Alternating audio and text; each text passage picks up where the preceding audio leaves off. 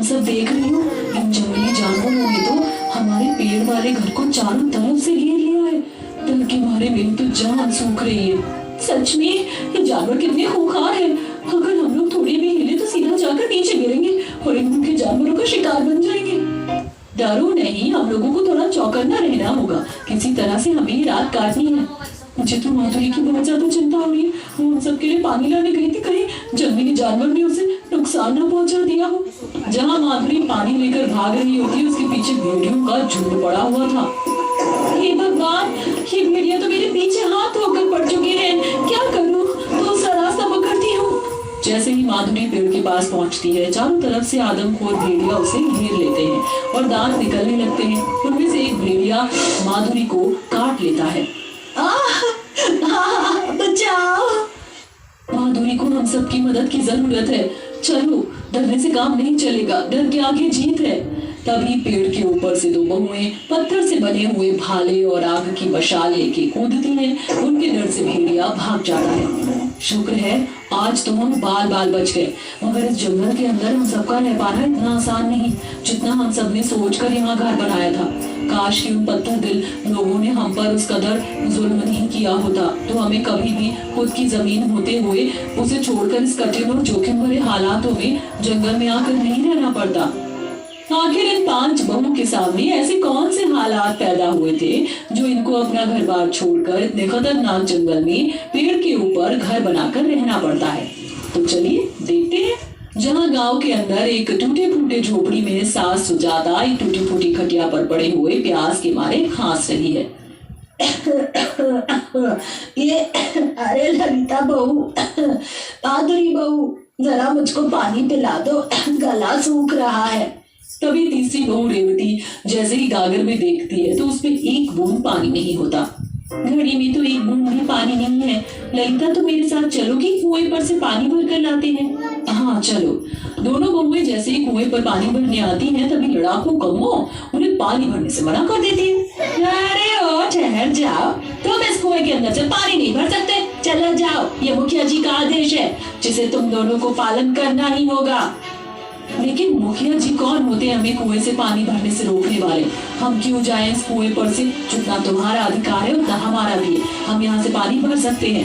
ऐसा बोलकर ललिता बाल्टी कुएं के अंदर डाल देती है। तभी मुखिया पीछे से जोरदार लाठी मारता है। सुर्खी नाती मेरी बातों का उल्लंघन करोगी? बस बहुत देख लिया तुम सबका तमाशा। तुम्हारी सास को कोढ़ की बीमारी है, ऊपर से तुम नीची जाति की हो। पानी भरना है तो जाकर अपने लिए अलग से कुआं खुदवा लो। सारा का सारा गांव मुखिया के पक्ष में बोलता है। दोनों दुखी मन से घर आती हैं और सारी बात बताती हैं। कंचन कहती है, ये तो सरासर नाइंसाफी है। हम कमजोर हैं तो सारे गांव वाले हमको मिलकर दबा रहे हैं। देखो, इस वक्त हम 5 बहू के नाम बोलने में ही भलाई है, क्योंकि हमारे पति भी हमारे पास नहीं है। एक बार हमारे पति काम करके परदेश से लौट आए तो हम अपने घर के आगे ही हैंडपंप लगवा लेंगे। फिलहाल पानी का जुगाड़ कहाँ से लगाया जाए? एक जगह है जहाँ पानी भरने से हमें कोई नहीं रोक सकता। चलो, जंगल के तालाब में से पानी भर कर लाते हैं। जंगल का नाम सुनकर ही चारों बहू के चेहरे पर डर छा जाता है। माधुरी बोलती है, लेकिन सुरीली, मैंने सुना है जंगल के अंदर बहुत ही जंगली जानवर रहते हैं, वहाँ कोई आता जाता नहीं है। लेकिन अभी तो दिन का वक्त है, सूरज डूबने से पहले ही हम आ जाएंगे। चलो, 5 संग मिलकर चलते हैं, क्या पता जंगल में चूल्हा जलाने का ईंधन भी मिल जाए। तुम सबको तो पता है इस वक्त हम कितने घनघोर गरीबी में जी रहे हैं। उपले भी खत्म हो चुके हैं और पैसे भी, कुछ लकड़ियां भी लेते आए नहीं। सुजाता की 5 बहुएं बहुत ही दिमागदार और जुगाड़ू तौर तरीके वाली थी। गरीबी में अक्सर वह इसी तरह अपनी जरूरतों का निर्वाह करती थी। अरे देखो, इस जंगल के अंदर तो खाने पीने के लिए कितनी चीज उपलब्ध है। देखो, ये तो अंजीर का पेड़ है, मुझे अंजीर खाए एक जमाना हो गया। और इधर देखो, कितनी सारे लाल लाल टमाटर उगे हुए हैं और हरी वाली गोभी भी है। हमारे खाने पीने का जुगाड़ हो जाएगा। 5 जंगल से लकड़ी, पत्ते, पानी, फल, सब्जी चुनकर वापस से गांव में लौट आती हैं। इसी तरह अब रोजाना अपनी जरूरत की पूर्ति उस जंगल से कर लिया करती। कभी करे तो कभी हाय दैया। इनकी कॉमेडी में है ऐसी लचक कि पूरे। मत मारो मुझे, मत मारो मुझको, बहुत दर्द हो रहा है। अरे गाँव वालों, मारो इसे जब तक ये मर न जाए, वरना ये अपने कोढ़ का रोग हम सबको फैला देगी। अरे कैसे कसाई हो तुम लोग, दिखाई नहीं दे ललिता, हमारी सास कितनी ज्यादा बीमार है और हमारे घर में आग किसने लगाई? अरे हमने लगाई है, चलो निकल जाओ हमारे गांव से, वरना मार मार कर जान ले लेंगे। बेचारी बहुओं को कोई जगह समझ में नहीं आती, वो कहाँ जाए। पांचों जंगल के अंदर आकर भी अभी बैठी हुई थी कि एक जहरीला बिच्छू रेंगते हुए आता है। कंचन डर कर चिल्लाती है, बिच्छू, ललिता बचकर। हे भगवान, अभी तो ये जहरीला बिच्छू मुझे काट खा था। हम लोग इस तरह से इस जंगल के अंदर खुले में नहीं रह सकते, हमें अपने लिए घर बना लेना चाहिए। तो चलो अभी से शुरुआत कर लेते हैं, क्योंकि कुछ घंटों में अंधेरा हो जाएगा और हमारे पास तो कोई औजार भी नहीं है, लकड़ियां कैसे काटेंगे? अरे हम जुगाड़ू बहू के लिए कोई काम कठिन थोड़ी है। आदि मानव पत्थरों के औजार बनाकर इस्तेमाल करते थे, ठीक उसी तरह हम भी बना सकते हैं। अब सुरीली पत्थर से नुकीले औजार बनाकर चारों को देती है। ललिता लकड़ी काटती है, कंचन ऊंचे ऊंचे पेड़ों से फल तोड़कर खाने पीने का जुगाड़ लगाती है। बाकी तीन बहू फूस, मिट्टी, जंगली बड़े पत्तों की सहायता से घर तैयार कर लेती हैं। वैसे इतनी मेहनत करने के बाद अब जरूर की भूख लग रही है। कंचन, तुमने खाने का कुछ जुगाड़ लगाया है? ज्यादा कुछ तो नहीं, लेकिन ये जंगली जलेबी और अंजीर मिला है, सब खा लो। ऐसे मुश्किल वक्त में पेट भरने के लिए ये भी बहुत है। माँ जी आप भी खाइए। सुजाता एक नजर अपनी जुगाड़ू बहुओं की शक्ल की तरफ देखती है, उसकी आंखों में आंसू भर आते हैं। बहू, हो सके तो मुझे माफ कर देना, मेरी वजह से तुम्हें ये सारे दुख सितम उठाने पड़ रहे हैं। बहुएं तो घर आंगन की लक्ष्मी होती, लेकिन तुम्हें मेरी वजह से इस खतरनाक जंगल के अंदर रहना पड़ रहा है। माँ जी, हम अपने जंगल के ससुराल में भी खुश हैं, अब खा लीजिए, सब ठीक हो जाएगा। जैसे जैसे रात ढलती है, बहुत सारे जानवर उनके घर के बाहर जमा हो जाते हैं और हाथी जोर जोर से चिल्लाने लगता है। पांचों बहुओं की नींद गायब हो जाती है, वो अंदर से सहमी हुई थी।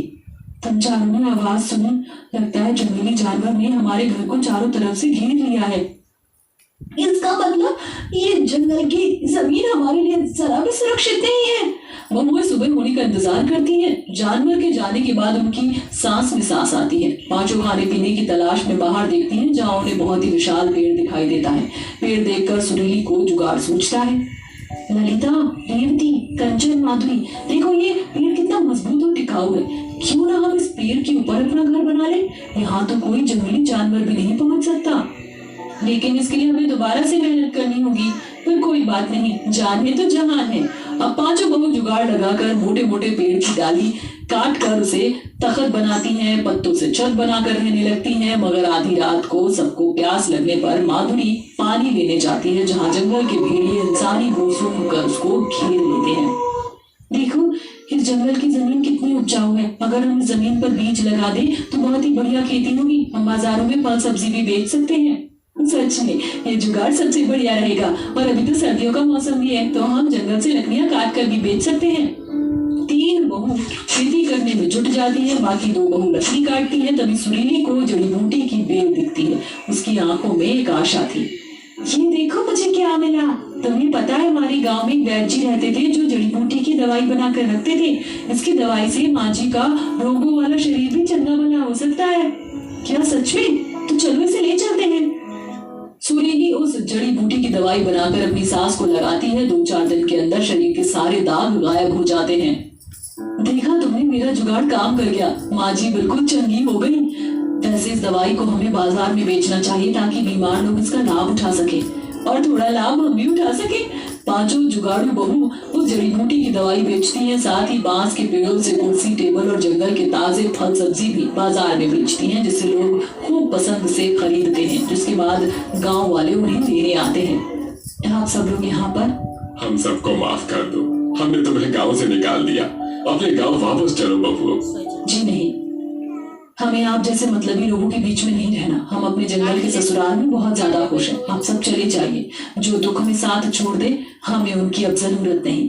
सब लोग वापस चले जाते हैं। पांचों जुगाड़ू बहू को अपने जंगल के ससुराल से लगाव हो चुका था। यहाँ तक कि जंगली कुत्ते जिन्हें वो रोटियां खिलाया करती थी, वो वफादारी निभाते और उनके घर की पहरेदारी करते। अब उनके दिल से जानवरों का डर कोसों दूर निकल चुका था। जहाँ दीप अपनी बेटी की शादी में देने के लिए खरीद सोने का पलंग